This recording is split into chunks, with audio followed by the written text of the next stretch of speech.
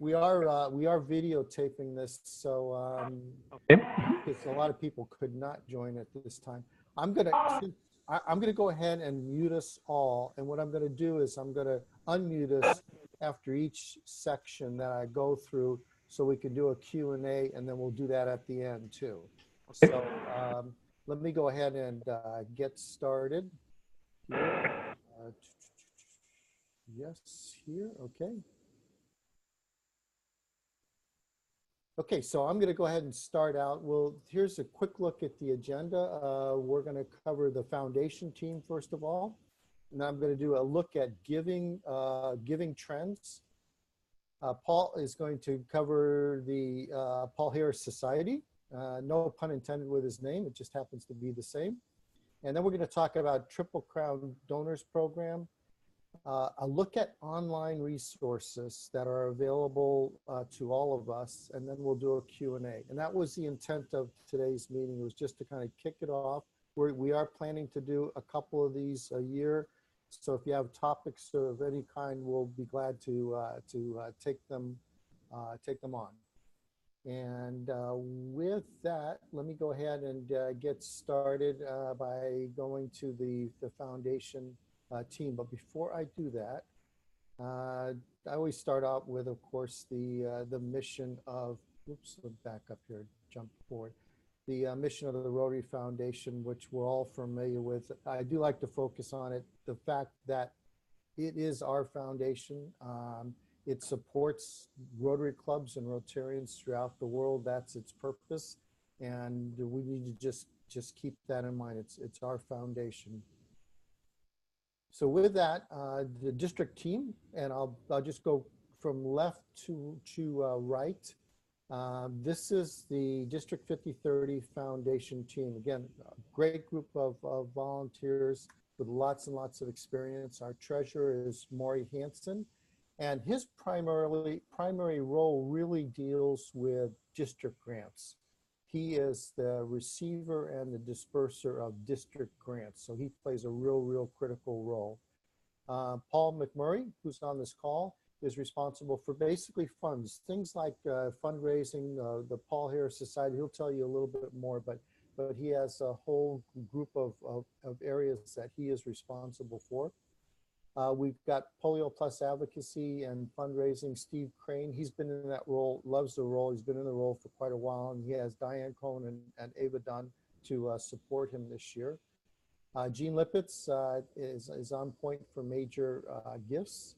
And then on the district grant side, leading the team is Kathy Burnell and Steve Crane. And then there's a whole bunch of people that support both of them in basically analyzing and prioritizing all the district grants that we receive. So in years when we receive more district grant requests than we have funds, this team plays a critical role in basically reviewing them, analyzing them, and helping to do how much funds are going to go to them. And I will send you a copy of this presentation too as well, so you'll get it.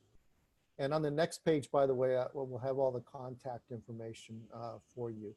We also, and then on global grants, Kathleen Davis, she's new to the role this year, but she's been involved in global grants for several years and has just a great support team to assist her.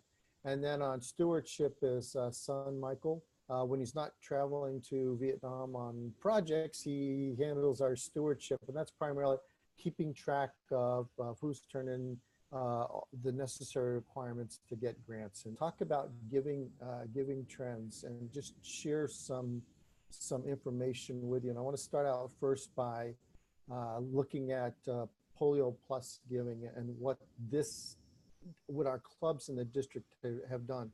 And the way to read this chart is basically the blue line is the contributions that have come in from the district where we provide either matches or we've given funds during years, basically from 2003 to 2018 or this past year. The reddish color line is all the other contributions.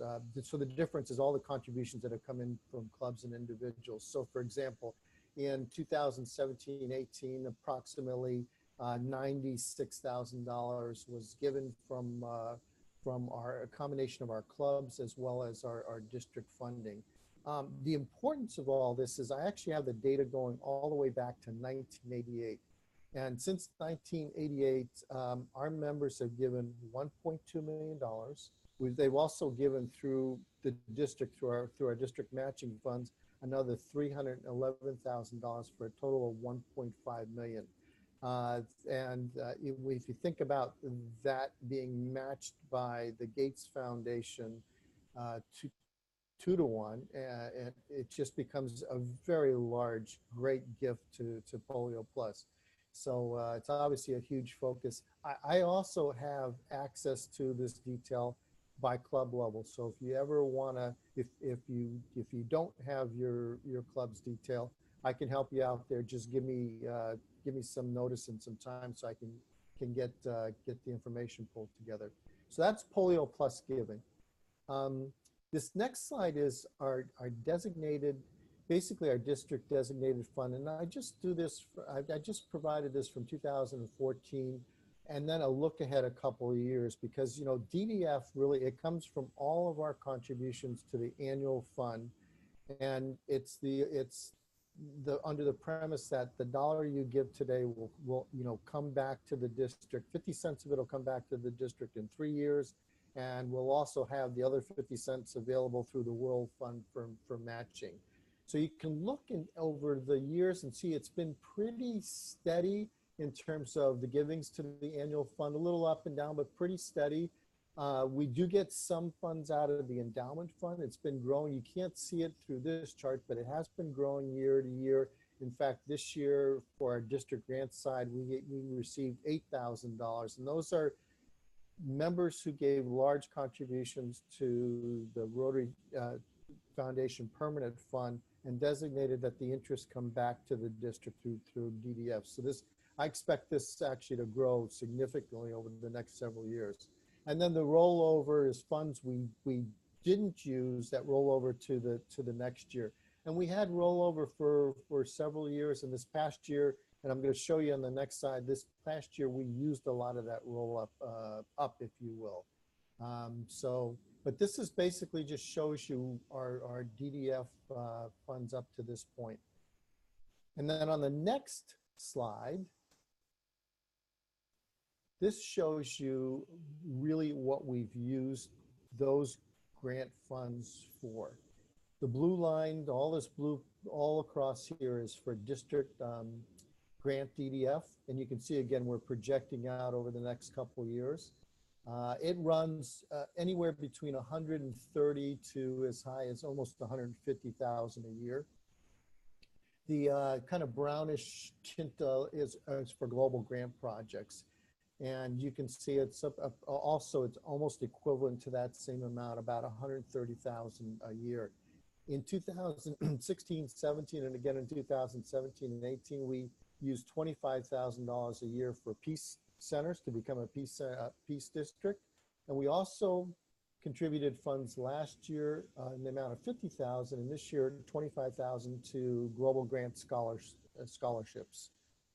We will not have that funding going forward just because we don't have enough of that of those funds available. But this shows you the use of all of those of the funds. So the contributions that our Rotarians give it's huge in being able to fund all of these grants. And to give you an idea, for example, this district grant line represents a column represents about almost 40 projects between district grants and AG grants just this last year alone. And in the next district grant, district governor newsletter, you'll actually see a breakout of every project, what it was used for, what club got it, and how much it was. So with that, I'm going to stop here. I'm going to unmute you and Randy or Paul. Do you have any questions up to this point? No, I don't. Okay. No, doing well. Thank you. Good, good. I'll keep going. It's nice having a small audience. And, Paul, I'm going to go ahead and I'm going to hand it off to you, and I'll forward the slides for you and just let you do the talking. Okay. Thank you, Jeff.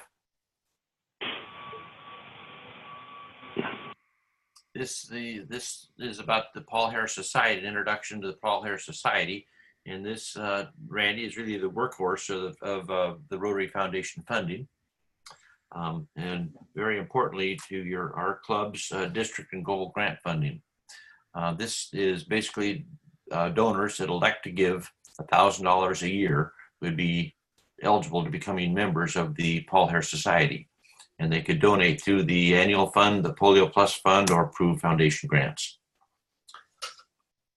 Next.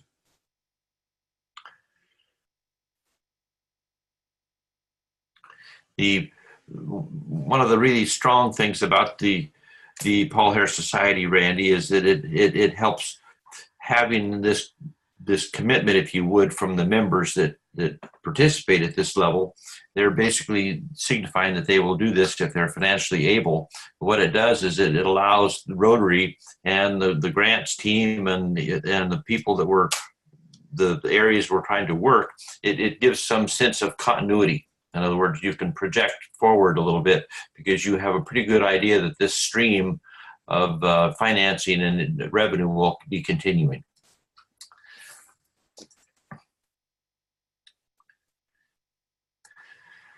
This is kind of important. It goes back to the workhorse aspect. Anyway, 7% of Rotarians give at this level or more to the annual fund.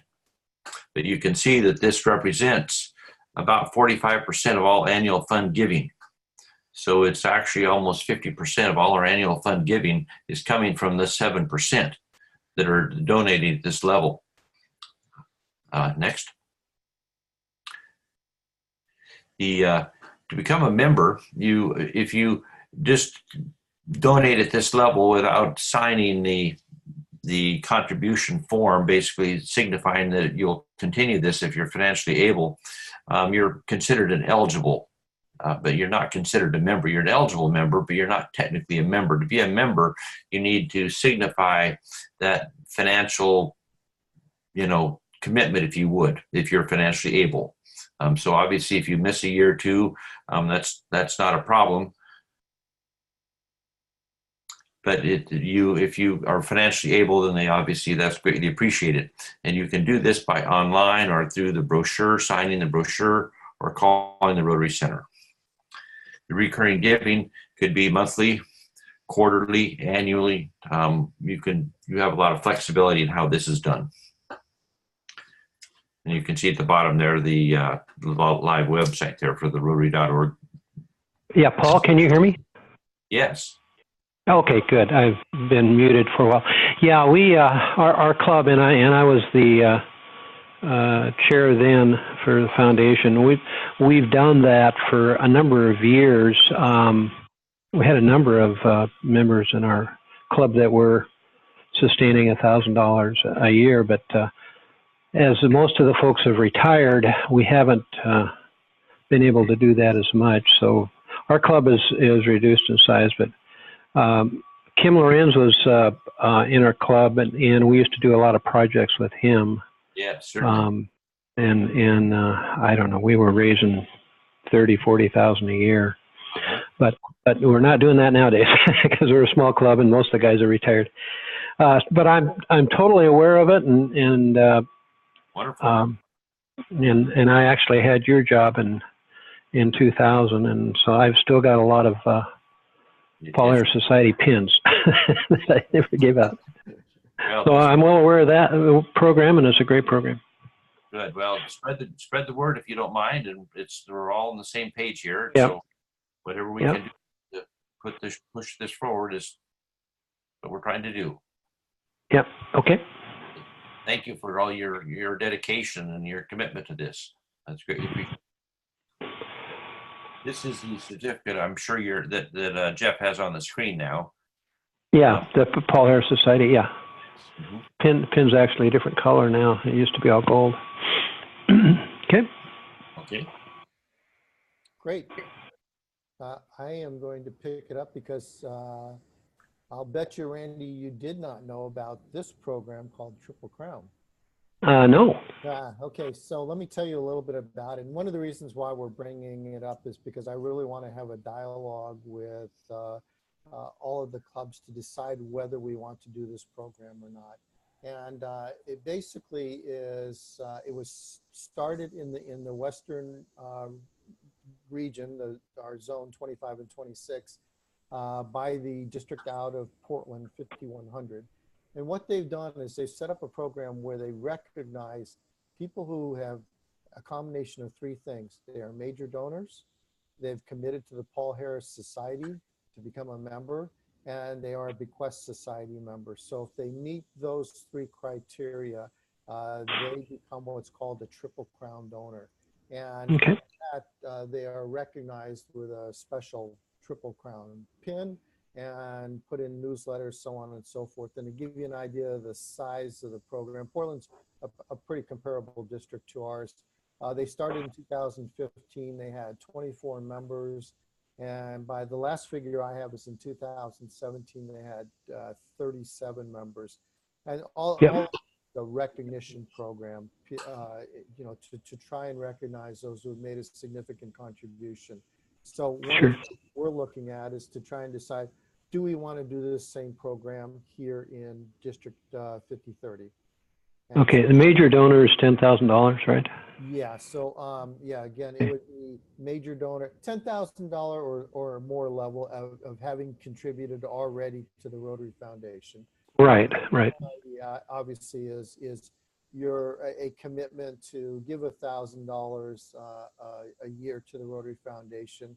It's not a binding commitment. It's just, you know, a commitment that you'll try to give at that level every year. And then Bequest Society member at the $10,000 level or more. And I believe, off the top of my head, I believe 10,000 is actually the lowest bequest level you can give at. Yeah, that was before, I know. And so it's kind of a triple, just what it says, it's a Triple Crown program, and it recognizes those members. And they do things like recognize them at district conferences and make sure that at least once a year they're putting information out in the newsletters. So it's something that we're considering, we'd like to do here. We've thought about it a lot. And so if you've got any feedback on it, let us know. Most of the work actually would be done at the district level. And in other words, we'd get the information out. The club chairs would just have to promote it. So we'd be responsible for getting the pins and plaques or any other information. You know, if you have a person that you want to honor with this, I think it's important somebody from the district comes to the club to do it. Absolutely. I would agree too. Okay. Well, think about it. We're going to get this out to all the club chairs and get feedback from them and see if we have any information. And then I want to spend a few minutes talking about online resources, because there's a wealth of online resources. And what I'm going to do, I'm going to give this information out. Actually, it'll come in your PowerPoint presentation. So I'm going to actually switch off my PowerPoint and do something dangerous here and see if I can get this to work correctly. But on that slide here, I'm going to move this over where I can see this. You actually have three different links. The first one is to Zone 2526. And it pulls up, and I don't know how familiar you are, Randy, with zones in 2526. Sure. Okay. So, because obviously until a few I couldn't tell you which zone is which number, but I know what zones are. Okay. So actually, this is very interesting because Zone 2526 it's a combination of the two zones, has a great website. And you can see, if you actually go to this interactive zone map, you can actually pull up a map that shows you the zones. We're in 25, here's 5030, shows you 26. So this has got, there's a wealth of information. In fact, one of the issues I had with this site is that it's very easy to get lost in. And so on the resource slide, I've actually given direct links, because where you want to go is to this thing called the Rotary Foundation. And if you go to it, you will find, and let me pull it up, you'll find a couple of things. You'll find a resource guide, first of all. and it has a wealth of information in it. It's broken down into a table of contents that if you want information, for example, on the Paul Harris Society, go to page 5. If you want information on club banners and what's available through the Rotary Foundation, you can find. I use this page and the next one a lot. If somebody comes to me and has a question about the foundation, I can generally find the information here. So you can come down to it, and it's got just a lot of different, for example, achieving success in fundraising. Some of this for newer club foundation chairs, but there's always something that you can learn. It just talks about, you know, different, and has links to everything. So if you want to sign up for Rotary Direct, you can click here and go to it. So a lot of information on this site. I wanted to make sure all of our club chairs has this. Then the second area is called Resources to Educate, and this is a real eyeful. It's got a wealth of information. It's broken out into different sections. One, for example, is called Eradicate Polio, and you can come in here and click on different links and find videos. So if you're doing a program in your club or want to do a presentation on eradicating polio, fundraising for polio, you can come in here and kind of see what you want to pick out of it. The other side here is doing good in the world. There's a lot of videos and presentations that are available just by clicking and going to them. And then a lot of resources on the left-hand side. For example, if you want a handout, it gives you a description of what it is, and you can link right on over to it and have access to it. So this resource guide is actually an excellent resource guide for everybody to use. And you can come down here and see reference sheets. You can see the Rotary Support Center.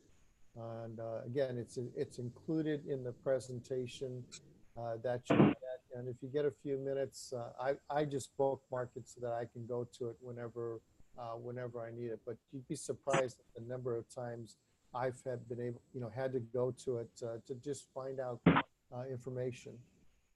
So that is, let me pull this back up again here. See if I can get this started one more time here. And jump ahead to, so these were some screenshots of what I just showed you. Again, this was the resource guide. I think it's easier to see in this one pager rather than trying to navigate it.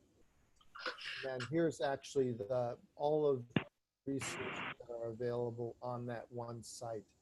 So this is just all the hyperlinks that you can go to. So there's either, you can link out, there's either a publication that you can download, it's either a PDF or a Word file or a video that you can get to. And in some cases, there's, for example, there's toolkits and newsletters and that sort of thing. Not to overwhelm you, I just use it as a resource when I have questions or have a need. So that's all available. It is updated literally daily, if not, I may exaggerate a little bit, but it seems like it is. Stephen Solomon is responsible for this, and he really keeps it up to date. Mm-hmm. Is there a place on there that shows the latest updates on how we're doing on polio? In the only place that would, let me see if I can go back to it here. Let's come back to that question.